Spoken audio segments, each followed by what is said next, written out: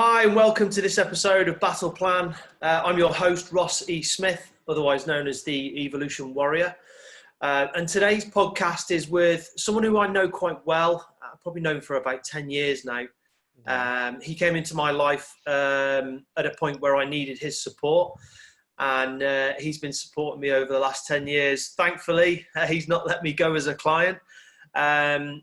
This is a guy who launched a business out the back of the 2009 recession, and since then has been growing year on year. And during this current situation that's happening right now at the time of recording with the COVID-19 virus, he's really having to diversify his business model to maintain that trajectory and to grow his business. So I'd like to introduce our guest today. He's a good friend of mine now. His name's Michael. And Michael, how are you today? You all right? Yeah, I'm good. Thanks, Ross. Thanks for having me on. No problems. Yeah, like you say, we're just battling through the coronavirus and support from the government at the moment. Yeah, it's interesting times, isn't it? Very interesting, mate. So tell us a little bit about your business. What is your business? Yeah. So I've got an accountancy practice based in the Northwest, in Lancashire, more specifically in Chorley. People have probably heard of it from P2K and Chorley FM. Coming in your ear. Yeah, that's it. And I went full-time in my job in 2012. So like you say, it was coming out of the back of the last sort of recession, really. And I started in 2010, just taking customers on the side.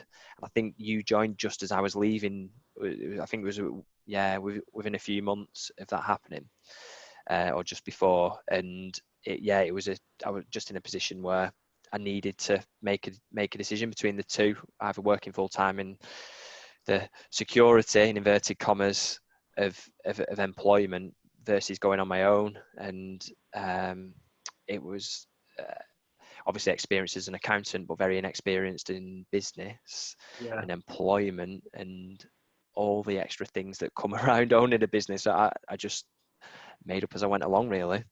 And learned and evolved and grown, and still growing and learning even this morning, as we were discussing before with the issues. But so I guess a general practice, accountancy practice. Looking after businesses mainly up to sort of $1 million turnover, but a few getting up towards 10 now. So it's been good, really, because a lot of customers came to us at a similar age to what I was then, within a few years. And as I've grown, most of them have grown the same. So obviously we've had different problems and challenges in terms of looking after their businesses as we've grown, really. So yeah, it's been interesting, especially now. It's definitely interesting. There's all sorts like flying around. There's a lot of information coming from the government. Just in terms of like how you've grown, because obviously coming from a place of adversity, stepping out into the world, and some of the listeners might be in that situation where they're considering, stepping into that world of, launching their own business, becoming an entrepreneur. What was the driving force behind you making that leap? I think it probably goes back to childhood, really. And my dad always saying to me, be your own boss, be a millionaire, which I'm not there yet. But I think it came from that ultimately. And I guess I've just probably had that always said to me since I was young, before I can remember. He's always been in paid employment, relatively safe jobs, working for the council and things. And I think he just felt like I imagine, undervalued, and he just wanted me to. And I think in his head, he saw people who work for themselves as being well off. So he just thought, go and work for yourself. So I think that's been the ultimate driving force. And I think ultimately trying to give myself some control over what I want from life. So like now I'm working from home, which everyone has to, but I love the fact that I can work from home. I can be completely flexible with my work. You probably remember early doors when I first started, and it wasn't uncommon for me to have 3-4 week holiday in February once we were quieter. And it was just because I just thought there was better options. Hopefully my staff don't listen to this. I'm sure they all enjoy working with you. Yeah. So just tell us a little bit about your journey from launching it, because obviously, you know, we've known each other for that period of time, and some of the things that the listeners may benefit from in terms of how you've evolved and some of the bigger challenges that you've had in business, that you've had to overcome. Yeah. So I guess the first main problem, the first main challenge I had was employing someone, and I made the mistake, firstly, of employing an apprentice as my first employee, which is great because I was looking at the cost side of it and thinking, oh, I can get an apprentice for circa, back then, maybe £8,000 a year, or maybe even a little bit less, whatever the minimum wage was anyway. And what I really needed back then was the experience. I needed someone who could take the jobs off me.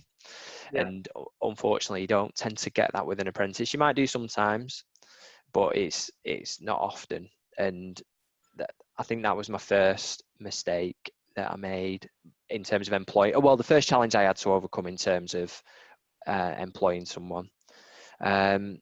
Pricing was our big issue.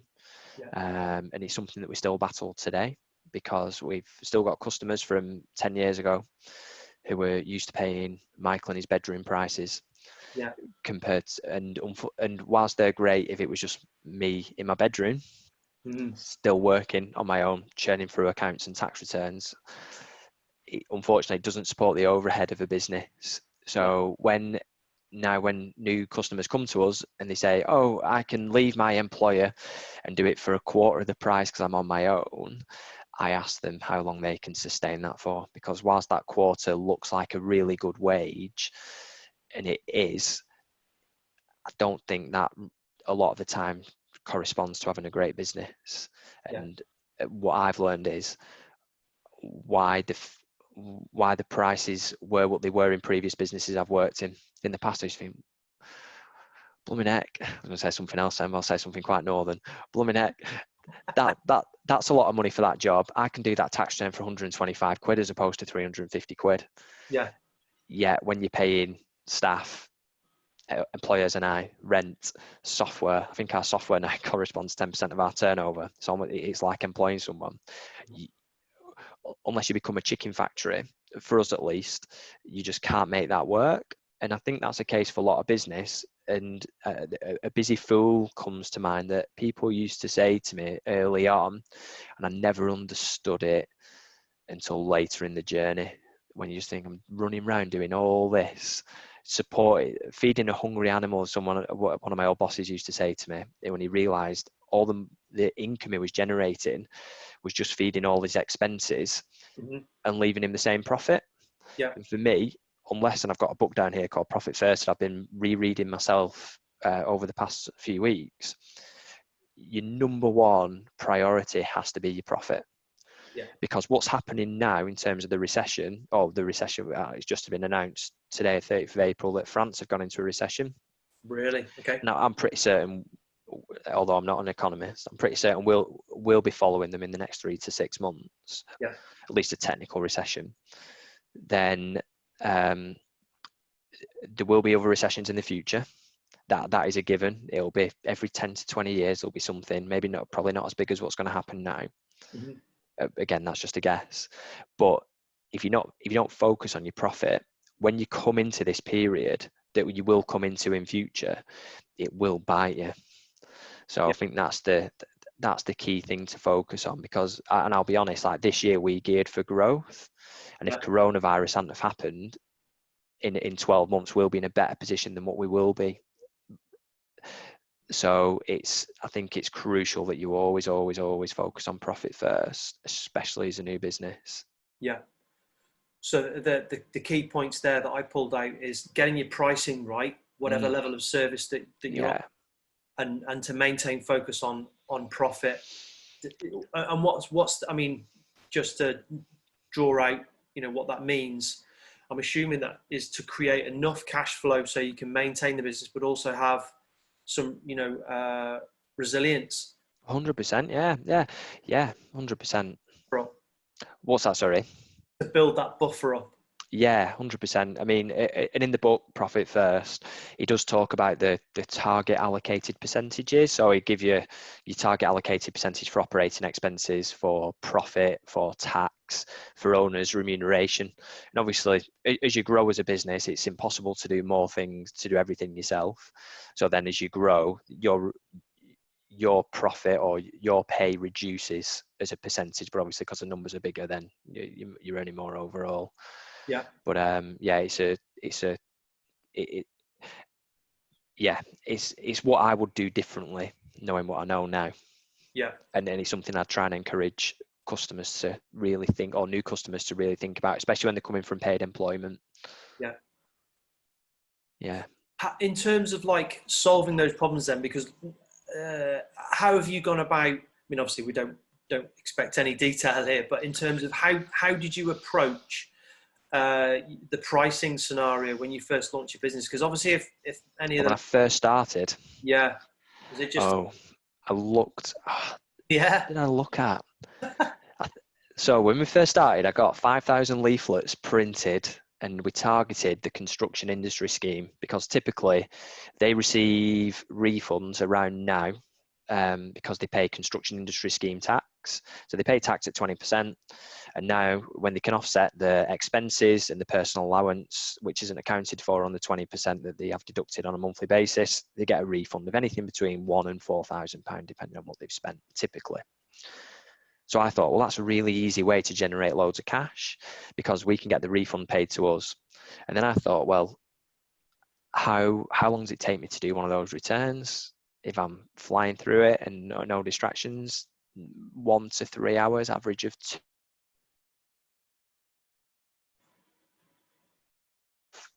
Going seeing the client. I was just factoring doing the work, and I decided. Oh, it says my internet connection is unstable. Hope it continues. sorry, What's it? make it again. I decided that £125 was a good rate for me to do that bit of work. Yeah. Because I thought, well, I can be earning £60 an hour. I was earning probably, I don't know, 10 to 12, maybe £13 an hour at the time. Wow, 4 times what I'm earning. That is amazing. And I think at the time I was thinking I could do 10 a day. Yeah, I think I was thinking about an hour and a half a day. I thought, if I get a good day, I could do 10 a day. And I was just doing the multiplication, Yeah. thinking I was going to be a millionaire in a couple of years. But it doesn't quite work like that. No. Because I guess because we were doing it so cheap, and we had a really good referral offer at the time where we were doing, we'll give you 25% of their fee and we'll give you a £25 gift voucher and all sorts of stuff. We were doing it. So we were generating loads more work. So very, very quickly, I needed someone to help me. And I guess because we were doing it so cheap, and I was doing a good job because I was enthusiastic at the time. I still am, but I guess it's different sort of enthusiasm now.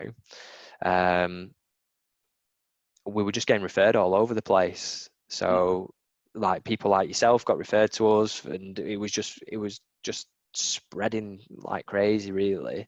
Good cheap accountant. And yeah, so I guess my initial pricing philosophy didn't really have too much backbone to it, is what you can guess there, other than looking at what I was earning, looking at what someone else charged and going somewhere in the middle. Okay, so that another thing came out there for me is that obviously one of the biggest problems that you face was pricing and obviously being aware of profit. But the thing that that stuck out to me there, and I just want to make a point of, is the fact that you'd identified who you wanted to serve specifically. And yeah, they were so specific, our leaflets. We had like it was done on clip art on Word we used. Yeah, I'll have some somewhere. They're absolutely shocking. And it was just, I remember we had a clip art image of a guy holding a bag of cash, and it was like, don't let the tax man get your cash. And yeah, I got the leaflets printed, and I knew that the builders were going to work at 6, 7 a.m. yeah, So I used to be a nightclub promoter. I had a stint being a nightclub promoter and working in nightclubs before. And what we used to do to generate income is we'd stand outside other competitor nightclubs and leaflet our nights to the market, because obviously it's a very similar market. So I adopted that philosophy, and I was like, well, what do I know? Well, I know if I go to the place where the people are and give them some leaflets, they will come. So that's what I did. I'd go on Persimmon's website, go on Red Rose website, go on all the big house builders, find all the sites where they were building, and there were quite a lot going on round near us. And then I'd set off and go to their sites. It wasn't uncommon for me to be in Manchester city centre, which is 25 miles away, just stood outside the big sites on the skyscrapers, just handing them leaflets. And anyone who showed any interest, I'd just bully them into an appointment that evening. I'll come to your house tonight. Where do you live? Cheshire. Yeah, no worries. I'll come to Cheshire. Just drive to Cheshire like an hour each way to get the stuff and get the job. So I was quite specific who I targeted early doors. It's very entrepreneurial and innovative. And to be honest, that kind of translates into now, because obviously times have changed. And that kind of process of finding your market is still the same, I would argue. It's just in a different context now that we've got, greater levels of connectivity.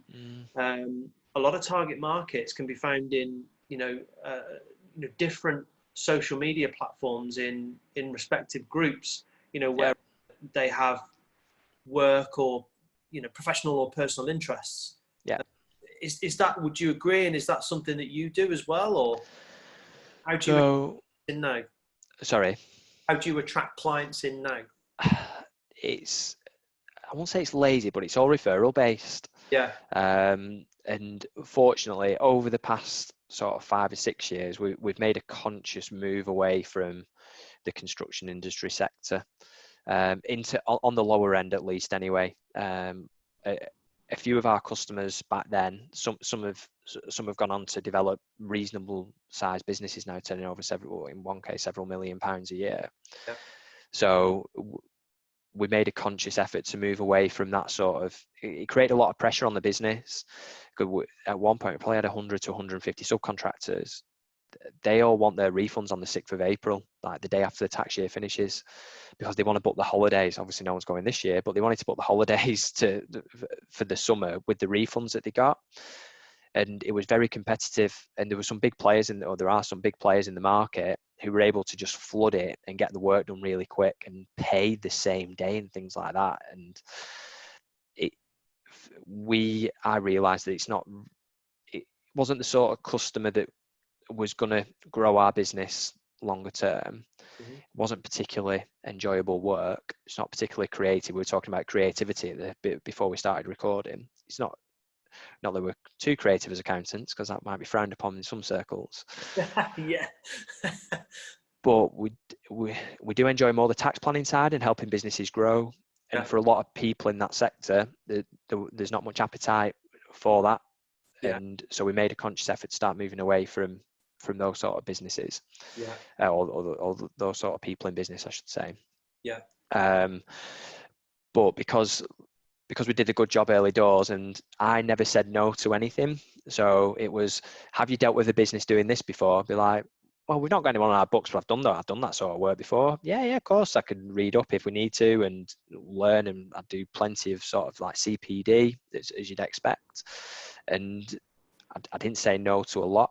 So it created quite a big network. I mentioned nightclubs. I got quite a big network from the nightclub, from a completely different sector. So as soon as people knew that I was in my social circles and sort of wider social circles on social networks, as soon as people knew I was an accountant, I was the go-to guy, because people trusted me and they knew me from sort of past lives and otherwise.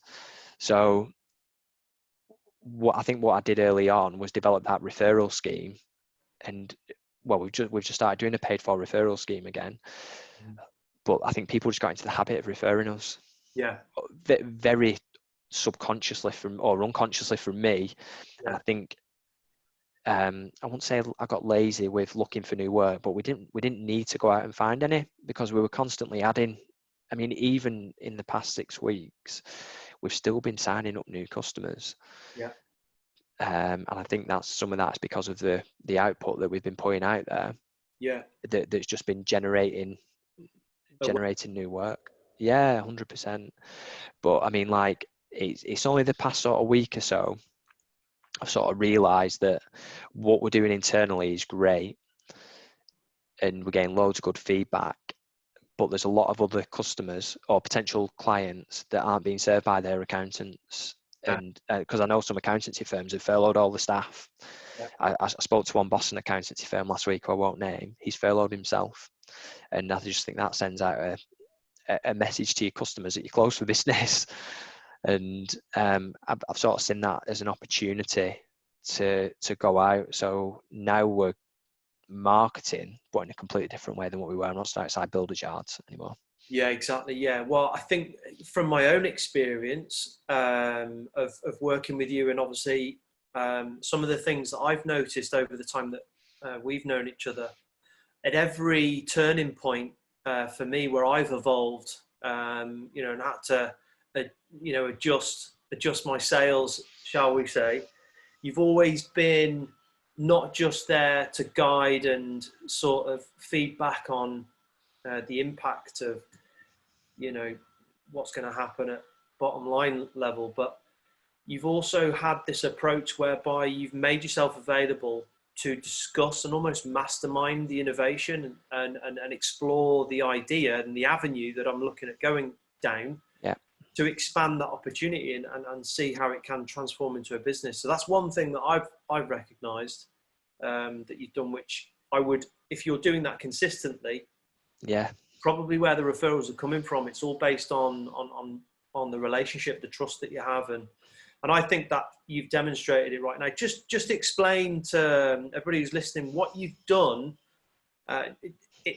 By the sounds of it, it could be different to other firms. You've just taken the lead with it and got your team involved. Can you just explain what you've done as an accounting firm to innovate during this period to start to generate those referrals for new business? Yeah. So we've not done it to generate the referrals initially, and I've not even considered it. What we've been trying to do ultimately is, because of what's going on now, is so unprecedented. I know that word gets bandied around loads, but it is. We knew we were going to get loads of queries coming in, and we were starting to get them when businesses were starting to close down. So what we did, we did two things, main things that we've not done before. One, we set up a Woodville WhatsApp group, Woodville WhatsApp community, and both these ideas are ideas I've got off other accounting firms. So I joined a mastermind group at the start of the year, which is by far and away the best thing I've ever done. It's with other accountants. There's 7 or 8 of us in the group, and it's just been amazing because I feel inadequate sometimes being in that room because I'm learning so much, and I feel like I'm not giving enough value back sometimes. But I am doing today, I'm doing a software demo with one of the other guys, so I'm just trying to find input. But it's just been amazing for me, and the value the other accountants have given and shared, I've just been absorbing from them and going, this will work for us. So we set up the Woodville WhatsApp group. We were unsure on that to start with because of the contact details, and everyone can see everyone's number. But again, like Simon from Greenstones, he just set up some rules, no spamming, and there were a couple of others which I can't remember now, but we just set them ground rules out at the start. We've had a few political things in there, but I've just shut them down fairly quickly, just private messages. But it's just enabled us to speak to the masses, or the massive Woodville clients, like 80 people at once, who the people who joined. So you're not just answering, it's just saved 80 questions basically in one go. So we did that, and then we did the Zoom webinars. So we've done 3, and then it's tailed off a little bit because we've had to focus on doing the furlough claims. But we booked the next one, the Q&A, for Monday next, 4th of May. I'm not sure when this is going to go out, but yeah, so we're going to get back into habit of doing them at least once every couple of weeks, because it just we did it initially as a time-saving thing. So it was purely just to save 80 people emailing us asking us the same questions, saying, read this webpage. I felt it might be a little bit impersonal, and I think this is the time that we need to stand up and be counted, because the guidance is changing daily sometimes, and the things I was saying at the start of April, had to change my mind on based on what the revenue have changed, and ultimately I've had to have some tough conversations with people. But just having them outlets has been great, and we've been sending a lot more emails out than what we normally would. We'll normally be doing 2 a week anyway. One business related, that's just me rambling on about something. Do a Zoom webinars, or I don't know, create before you consume content. I think I did one on just random things, and then we do a Thursday tax tip. Yeah. Obviously now with things coming out daily, weekly, and so many different facets of what's going on. It's not just this doesn't just affect the self-employed. It doesn't just affect people who are ill. It doesn't just affect company directors, because within them subsets of things that people have just mentioned, there's loads of different variations. So you can't, and some accountants have done this where they've done like a guidebook that helps everyone and everything. But I think people just switch off from that. So I think it was the week before last, I think we did an email a day based on the different topics, and even then there were 2 or 3 topics in one email. Yeah. So yeah, we just tried to be communicative, more than what we probably would be, and try to bulk together as much as possible the communications into one place. Like I keep saying, that WhatsApp group is the best thing we've done. Yeah. In a long way, in a long time. It's a direct link, isn't it? I think from my limited knowledge of like how to truly engage with target markets these days, one of the frontline strategies is direct message. It's through Facebook Messenger or Instagram DMs, and WhatsApp is obviously a very powerful tool. It's encrypted. You can create groups, and there's certain functions within those. Especially WhatsApp, you can store information, links, and stuff like that. So it's it's an incredibly powerful way of engaging with your target market, and when they convert your clients, and that for me I think is a really important thing. And you've done, you took action straight away at the start of this COVID-19. You must have said, right, fucking hell, we need to do something here, and you did. But as a result of that, it's really transpired into I think a lot of firms as well are quite old-fashioned, and they've probably not been as geared up for working from home as what we have been. So there's like 3 firms up the road from me. All their cars have been on the car park every day. I'm like, you've got Xero and QuickBooks stickers in your window. Why are you not geared up from working from home? Like our staff have been we were doing only two in the office. There's 6 of us. We were doing just 2 in the office a few days before this happened. All our servers SharePoint anyway. So like from last August, September, we've been geared up for working from home. All our software, apart from our payroll software, is cloud-based. It's just the way it's going. So I think whilst a lot of firms have been, and legal firms, I know, especially the older ones, when I say the older ones, I guess the smaller older ones, I guess, where they've just not needed to have the facility to work from home. I've always wanted that, and to have your information anywhere, any time. Like as you'll know, I'm a big fan of the 4-hour work week book. Yep. Not to only work 4 hours a week, but like for me, my ideal life would be loads of traveling, being able to work whilst I'm away. I mean, like we were supposed to be going away in June for a month. Me and my family, because my wife just had a baby. We were going to go away for a month. I was going to work remotely for a couple of weeks, have a couple of weeks off. But obviously this has changed things. So I've just had that mindset of being able to work remote. And I think that's where a lot of accountancy firms have struggled. They've probably now been, in this time we've been pushing things out, they've been trying to get the staff working at home, work out how to get the Microsoft Exchange server off the server and into the cloud. Yeah.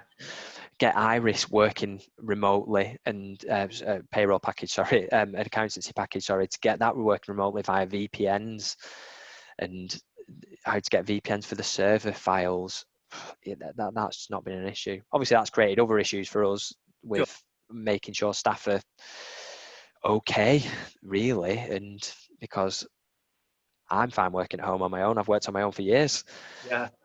But a lot of my staff are more social than Yeah. what I probably am. And it's not just work, it's the social element to it as well. Yeah, I think it plays into human needs, doesn't it? 100%. We love to, we feel good when we're around other people, and Yeah. obviously, it invigorates us when you're having conversations in between doing work, and a bit of a crack in it. I mean, blooming it, you spend more time at work with your colleagues than you do with your partners and children. True, yeah. Conscious anyway.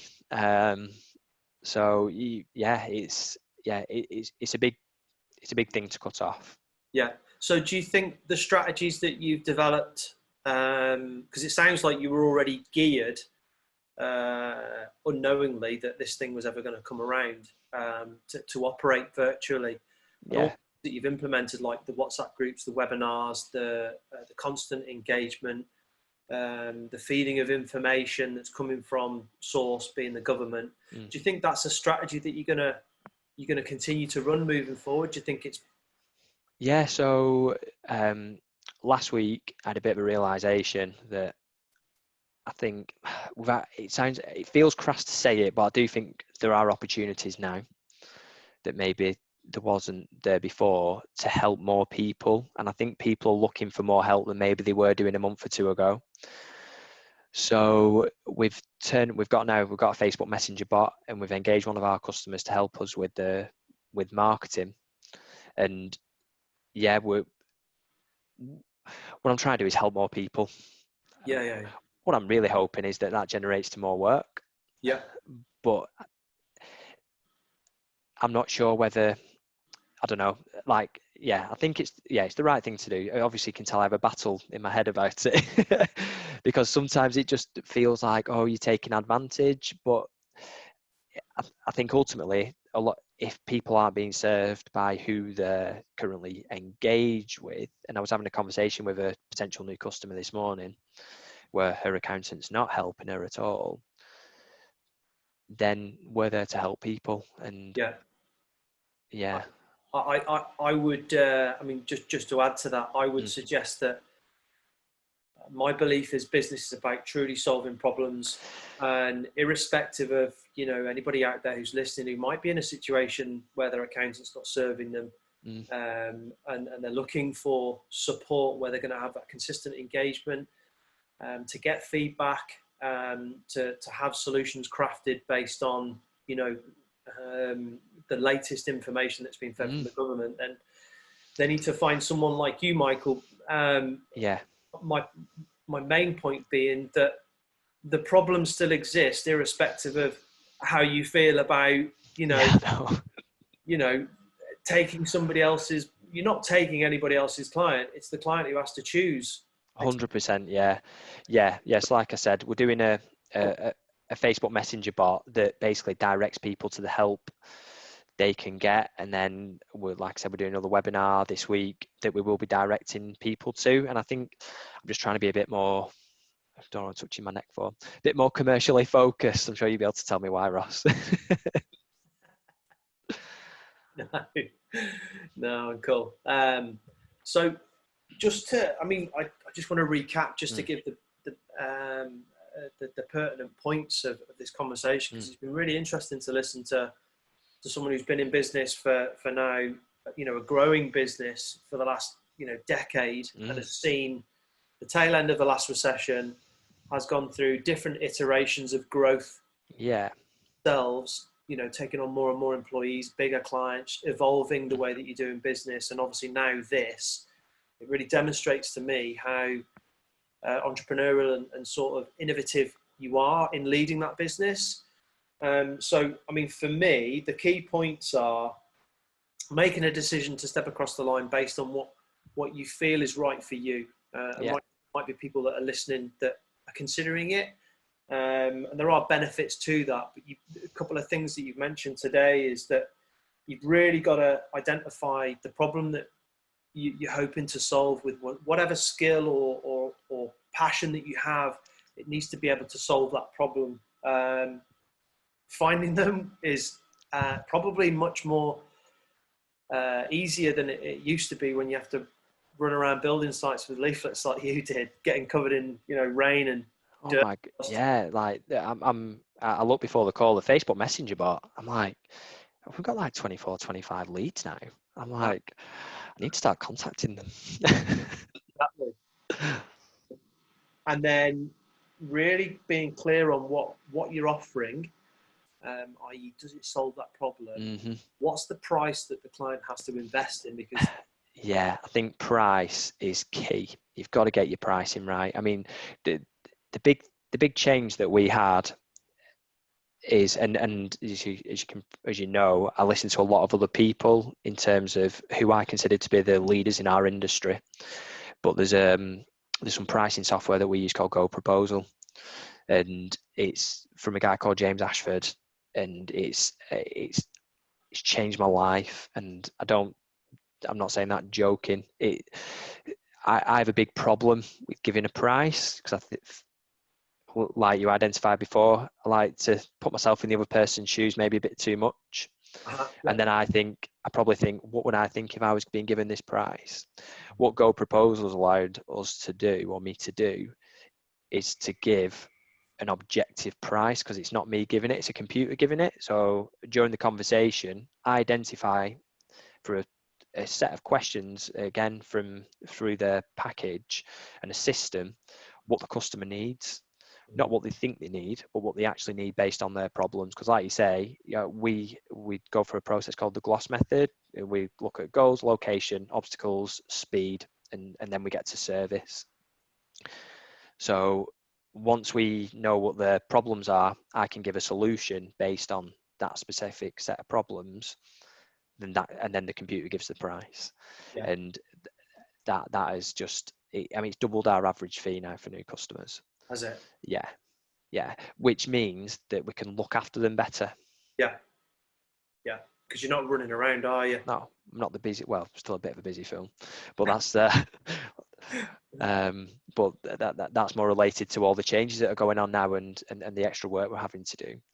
But yeah, it's been an absolute game changer. So if there's any software you can put in place in your business, and I think there's some generic one called Better Proposals. One of our customers uses it. I recommended it to another customer today, because your pricing is never as complicated as what you think it is. It might be, I guess, if you've got thousands of lines, but even then it's all fixed. Well, it should be fixed, really. And I think a lot of people want to know what they're going to pay. Mm-hmm.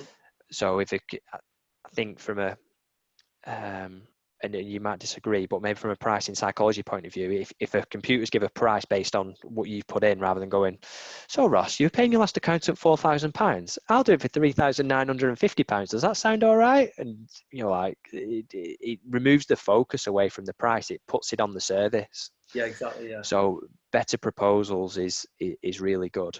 Mm-hmm. And I think it's very similar to Go Proposal, but a bit cheaper and less. Because Go Proposal is just for accountants, really. Yeah. But I would wholly recommend getting some pricing software.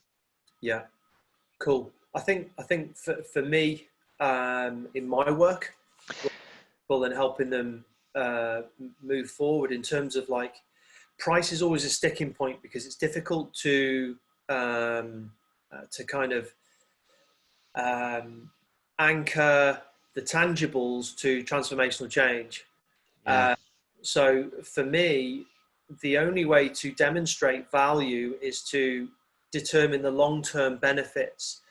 And in terms of moving somebody forward, it is always about the long-term benefits. So having a proposal that sells the value as opposed to the price, I think that's probably a good thing for anybody to do in any business. What is the result of this product or service in how it solves your problem? How is it?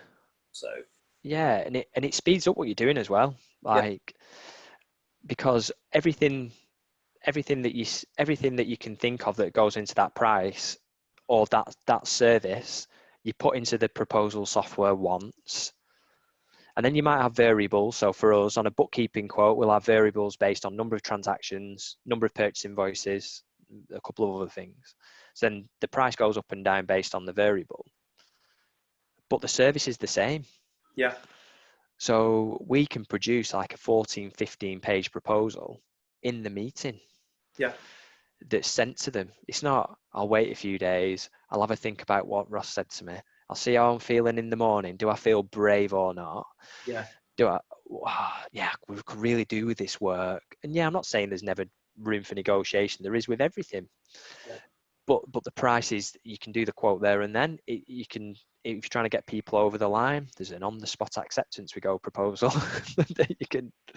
that people can do. So it just streamlines an area of your business, that sometimes people maybe overcomplicate. Yeah. No, I'd I agree. think.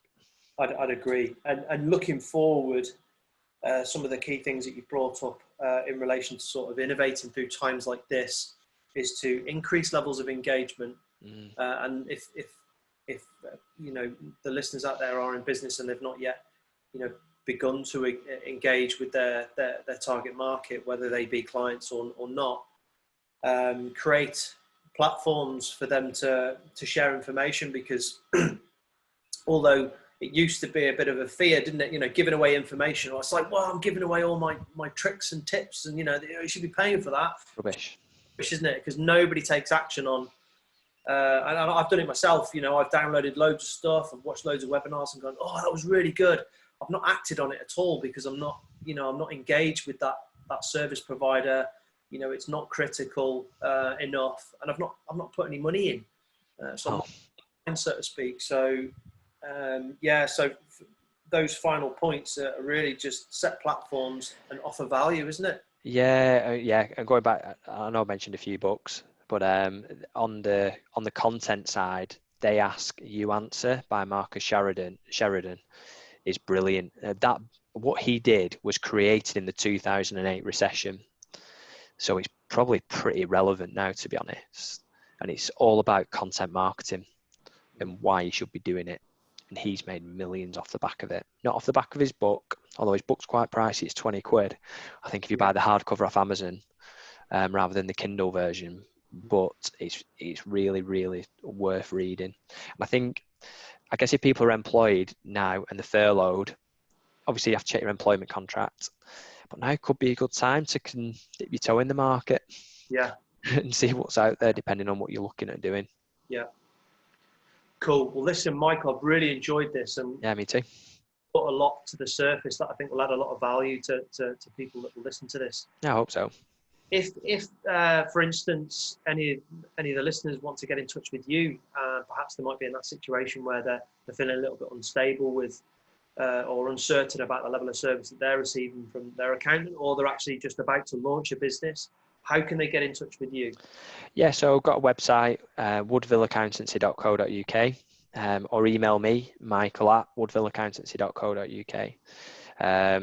Facebook Messenger is a good option. Plus, you can test our messenger bot then if you get to it and see if it works. We do get the odd glitch on it. They're the best ways. Give us a ring. Pick up the phone. Give us a ring. Tell us your problem. We'll let you know if we can help.